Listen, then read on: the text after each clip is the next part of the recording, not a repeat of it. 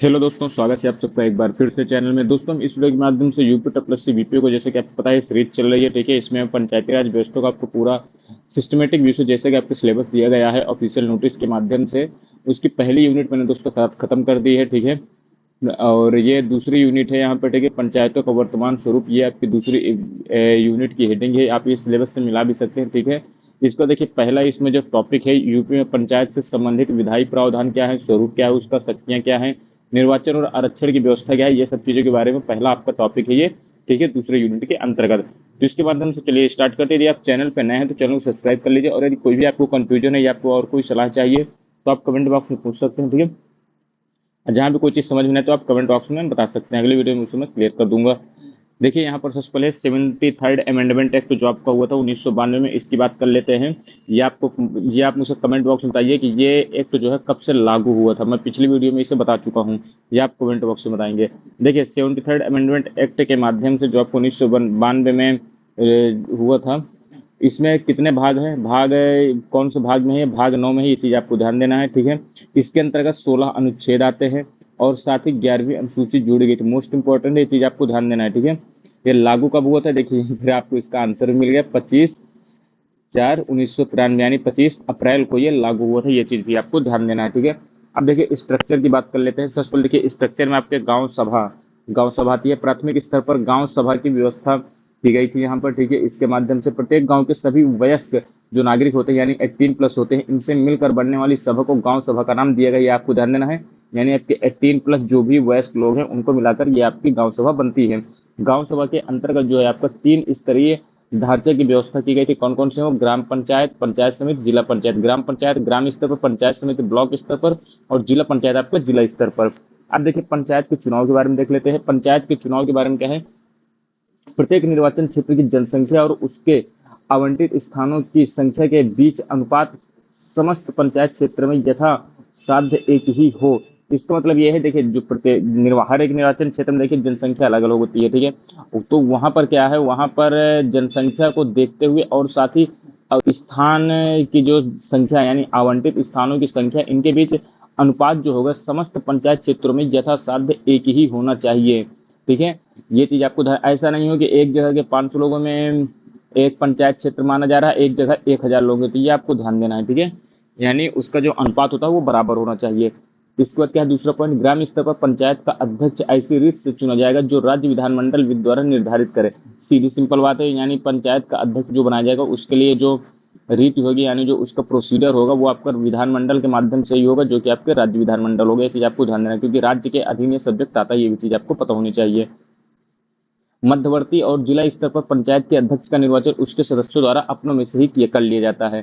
तो ये मध्यवर्ती यानी आपको जो ब्लॉक स्तर पर है, और आपको जिला स्तर डिस्ट्रिक्ट लेवल पर जो पंचायत के अध्यक्ष है, इनका निर्वाचन क्या होता है, उन्हीं के सदस्यों के द्वारा ही आपस में कर लिया जाता है। यानी एक प्रकार से आप देखते हैं ना, जैसे हम लोग देखिए सांसद बन के भेजते हैं संसद में, उसके बाद इन्हीं सांसदों में से निकलकर एक सांसद को ये लोग चुन लेते हैं अपना, और उसे प्रधानमंत्री बना दिया जाता है सम्मति से। यानी जितने बहुमत में होते हैं, बहुमत वाली जैसे बीजेपी बहुमत में पार्टी है, तो प्रधानमंत्री मोदी जी को कैसे चुना गया था, यहाँ पर संसद दल का नेता चुने। देखेंगे अभी आप लोकसभा चुनाव चल रहे हैं, इसके बाद देखिए संसद दल का नेता के रूप में प्रधानमंत्री मोदी जी को चुना है। क्योंकि देखिए प्रोसीजर ये होता, मान लीजिए अगर देखिए अभी जरूर एक हाइपोथेटिकल की बात कर रहा हूँ, अभी देखिए पंचायत संसद में जैसे पीएम मोदी है ना, प्रधानमंत्री, मान लीजिए अभी वो लड़ तो रहे हैं प्रधानमंत्री कैंडिडेट के तौर पर। मान लीजिए संसद दल का बैठक होती है बाद में बीजेपी मान लीजिए कोई भी पार्टी है जो जीत कर आती है, उसकी जब बैठक हुई, मान लीजिए अगर वहां पर संसद दल के नेता किसी और को चुन लिया गया प्रधानमंत्री मोदी जी की जगह, तो दूसरे को ही वहां पर फिर प्रधानमंत्री बनाया जाए। ये चीज आपको पता होनी चाहिए, नियमता ये होता है। अब देखिए चुनाव की विधि की बात कर लेते हैं। पंचायत स्तर पर सभी ग्राम पंचायतों का चुनाव प्रत्यक्ष रूप से होगा, और जिला पंचायत के स्तर पर अप्रत्यक्ष चुनाव होगा। मोस्ट इंपॉर्टेंट है ये लाइन, पंचायत स्तर पर जो भी ग्राम पंचायत है इन सबका चुनाव प्रत्यक्ष होता है, लेकिन यहाँ पर जिला पंचायत के स्तर पर अप्रत्यक्ष चुनाव होता है। ये चीज आपको ध्यान देना है। मध्यवर्ती स्तर पर देखिए अध्यक्ष का चुनाव प्रत्यक्ष हो या अप्रत्यक्ष, इसका निर्णय कौन लेती है, तो ये आपकी राज्य सरकार लेती है। ये भी पॉइंट आपको ध्यान देना है। ठीक है, देखिए पंचायत स्तर पर प्रत्यक्ष रूप से होगा, और जिला स्तर पर अप्रत्यक्ष रूप से होगा, और जो मध्यवर्ती स्तर होता है इसके अध्यक्ष के चुनाव का निर्धारण कि प्रत्यक्ष होगा या अप्रत्यक्ष होगा, ये निर्णय राज्य सरकार लेती है। ये चीज आपको ध्यान देना है। अब देखिए आरक्षण की बात कर लेते हैं। ग्राम पंचायत में SC ST और महिलाओं के लिए मिनिमम 1/3 सीट यानी 33% सीटें जो हैं आरक्षित हैं, ये चीज आपको ध्यान देना है। इसका क्या है, SC ST के लिए जो सीट आरक्षित होंगी उनमें से 1/3 सीट महिलाओं के लिए होंगी। देखिए पहले देखिए 33% SC ST के लिए होंगी, इनमें से भी 33% यानी 33 का भी 33% आपके फीमेल के लिए होंगी, ये चीज आपको ध्यान देना है। ग्राम पंचायत के सरपंच पद के लिए किस SC ST या महिलाओं के लिए आरक्षण चक्रानुक्रम होगा, यानी एक चक्र के माध्यम से होगा। जैसे आप भी देखते होंगे ना, पंचायत का जब चुनाव होता है तो एक पता चलता है कब किसी बार SC कैंडिडेट को मतलब वो मिलता है, टिकट मिलता है, कभी ST को, कभी महिला ही खड़ी होती है। ये चीज भी आरक्षण का ही एक कारण होता है। यहाँ पर देखिए सरपंच पद के लिए ये SC ST या महिलाओं के लिए जो भी आरक्षण की प्रणाली होती है वो चक्रानुक्रम होगा। ऐसा नहीं कि एक बार कोई बन गया दूसरी बार भी वही बनेगा। अगर एक बार SC का बनेगा तो अगली बार ST आएगा, उसके बाद महिलाएं, PSC PST फिर महिलाएं। ठीक है, चीज आपको ध्यान देना है। आर्टिकल 334 यानी 334 आर्टिकल में क्या उल्लेख किया है, SC ST के आरक्षण की बात कही गई है। मोस्ट इंपॉर्टेंट ये चीज आपको ध्यान देना है। SC ST या महिलाओं के लिए आरक्षित सीटों के अलावा सामान्य निर्वाचन क्षेत्र में भी चुनाव लड़ने का अधिकार होगा, ये चीज भी आपको ध्यान देना है। ऐसा नहीं कि मान लीजिए SC ST से कोई खड़ा हो गया SC ST से, तो वो दूसरे क्या कहते हैं दूसरे पद के लिए नहीं लड़ सकता है। यानी सामान्य निर्वाचन के लिए जनरल जो फाइट होती है उसके माध्यम से भी ये लड़ सकता है। ऐसा नहीं कोई भी SC कैंडिडेट मान लीजिए आरक्षण से खड़ा हो गया और दूसरा जो SC कैंडिडेट है वो खड़ा नहीं हो सकता। वो खड़ा हो सकता है, बिल्कुल हो सकता है, बस बशर्ते वो सामान्य निर्वाचन के रूप में आएगा, ये चीज आपको ध्यान देना है। अब देखिए सदस्यों की योग्यताएं देख लेते हैं। नागरिक की एज भारत का नागरिक होना चाहिए और उसकी एज मिनिमम 21 प्लस होनी, ये चीज आपको ध्यान देना है। यहाँ पर अक्सर कंफ्यूजन हो जाती है कि 18 प्लस होगा। देखिए 18 प्लस में आप वोट देने का अधिकार है आपके लिए, ठीक है। और लेकिन यदि आप सदस्य बनना चाहते हैं तो आपको मिनिमम 21 ईयर का होना कंपलसरी है, ये चीज आपको ध्यान देना है। राज्य विधानमंडल के लिए निर्वाचित होने की योग्यता रखता हो वो, यानी राज्य विधानमंडल के लिए वो निर्वाचित होने की योग्यता रखता हो, ये आपको होगा एक योग्यता। इसका क्या, पंचायत सदस्य निर्वाचित होने के योग्य हो, पंचायत सदस्य निर्वाचित होने के योग्य हो, ये भी एक कंडीशन होती है। कार्यकाल 5 साल की होती है, विघटित हो जाती है तो 6 महीने के अंदर आपको चुनाव कराना कंपलसरी होता है। महिला आरक्षण की बात कर लेते हैं, मोस्ट इंपॉर्टेंट है 243D जो है आर्टिकल है, इसमें महिलाओं के लिए आरक्षण की बात की गई है। मोस्ट इंपॉर्टेंट है चीज आपको ध्यान है 243D। और देखिए यहाँ पर ऐसे कुछ राज्य हैं जहाँ पर 50% आरक्षण दिया गया है, वो कौन कौन से राज्य हैं ये भी चीज आपको ध्यान देना है। आंध्रा है, आंध्र प्रदेश यानी बिहार है, छत्तीसगढ़ है, त्रिपुरा है और आपका उत्तराखंड है, ये चीज आपको ध्यान देना, मोस्ट इंपॉर्टेंट है। यूपी में 33% है, ना कि 50%, ये भी चीज आपको ध्यान देना है। संसदीय स्थायी समिति की सिफारिश के आधार पर SC ST के लिए आरक्षण ग्रामीण आबादी के प्रतिशत के आधार पर होगा, ना कि कुल आबादी के आधार पर, ये चीज आपको ध्यान देनी है। संसदीय की जो स्थायी समिति थी इन्होंने सिफारिश किया कि SC ST का जो आरक्षण होगा वो ग्रामीण आबादी के प्रतिशत के आधार पर होगा, ना कि कुल आबादी के आधार पर, ये चीज भी आपको ध्यान देना, ठीक है। आगे बात कर लेते हैं प्रधान की। प्रधान के चुनाव के बारे में उल्लेख कहाँ मिलता है, धारा 11 में मिलता है। मोस्ट इंपॉर्टेंट ये चीज आपको ध्यान देना है, धारा 11 में ये उल्लेख है इसका। ग्राम सभा सदस्यों द्वारा प्रत्यक्ष निर्वाचन प्रणाली द्वारा प्रधान का चुनाव किया जाएगा, ये चीज आपको पहले मैंने बता दी है।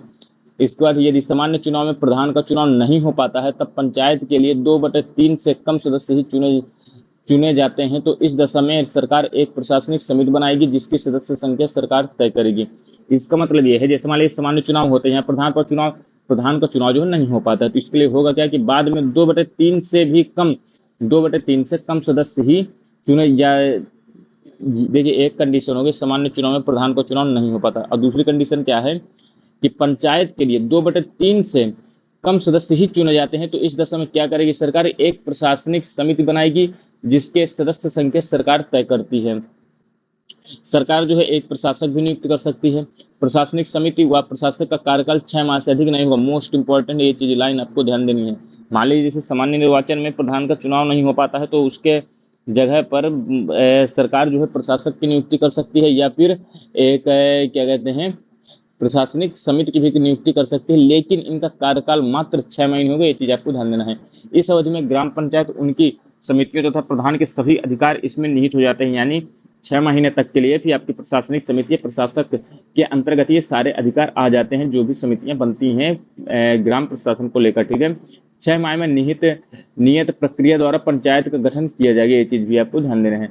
अब देखिए धारा 11 में तो पंचायत प्रधान का उल्लेख है, धारा 11 ख में क्या है, ग्राम प्रधान के कार्यों और अधिकारों की बात यहाँ पर कही गई है।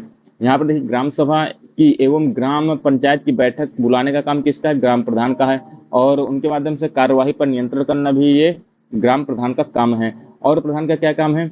विकास योजनाएं, निर्माण कार्य व अन्य कार्यक्रम की जानकारी रखना भी उसके बारे में है।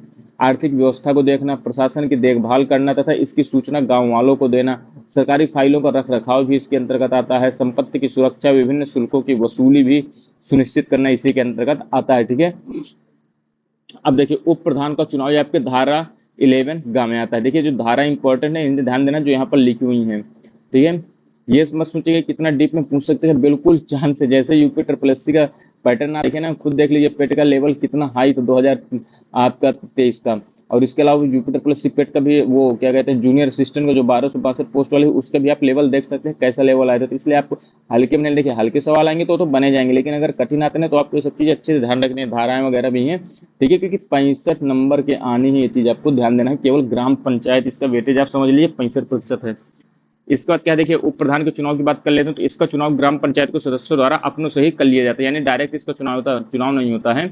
जो ग्राम पंचायत के सदस्य होते हैं वो अपनों से ही अपने से ही ये कर लिया जाता है। यदि उप प्रधान का चुनाव न हो पाए तो नियत अधिकारी किसी सदस्य को उप प्रधान मनोनीत कर सकता है, यानी जो अधिकारी होगा ग्राम पंचायत में, यानी जो आपके वीपीओ बनते हैं, वीडियो बनते हैं, तो ये आपके किसी भी सदस्य को उप प्रधान नियुक्त कर सकता है, यानी मनोनीत कर सकता है। ठीक है, अब देखिए प्रधान के त्याग पत्र की बात कर लीजिए। यहाँ पर प्रधान स्वयं जो है जिला पंचायती राज पदाधिकारी को लिखित रूप में अपना पद जो है यानी पद से त्याग पत्र दे सकेगा।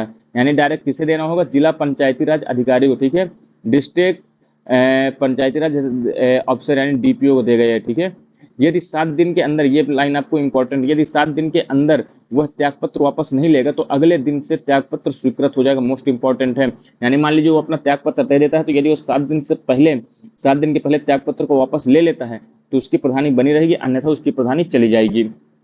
यदि प्रधान ग्राम पंचायत का सदस्य ना रह जाए तो उसका पद खाली हो जाएगा। ये देखिए प्रधान जो है ग्राम पंचायत का सदस्य नहीं रह जाता है तो उसका पद खाली माना जाएगा। ग्राम पंचायत सदस्य खुद लिखकर अपना त्याग पत्र प्रधान को दे देंगे और 7 दिनों के अंदर वापस नहीं लेने पर वो स्वीकृत हो जाएगा। देखिए प्रधान के अलावा जो और कोई सदस्य होगा ग्राम पंचायत में, तो वो जो है अपना इस्तीफा किसे दे सकते हैं?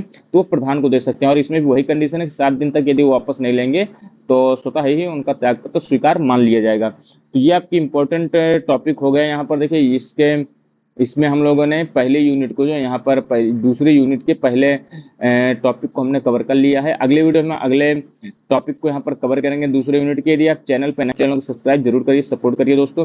और यदि कोई भी कंफ्यूजन हो, कोई भी सुझाव है तो आप कमेंट बॉक्स में जरूर दे सकते हैं। रही बात इसकी पीडीएफ की, यदि आपको पीडीएफ चाहिए तो आप कमेंट बॉक्स में बताइएगा, मैं आपको इसकी पीडीएफ भी उपलब्ध कराना स्टार्ट कर दूंगा। मिलते हैं अगले वीडियो में, तब तक के लिए दोस्तों धन्यवाद। जय हिंद।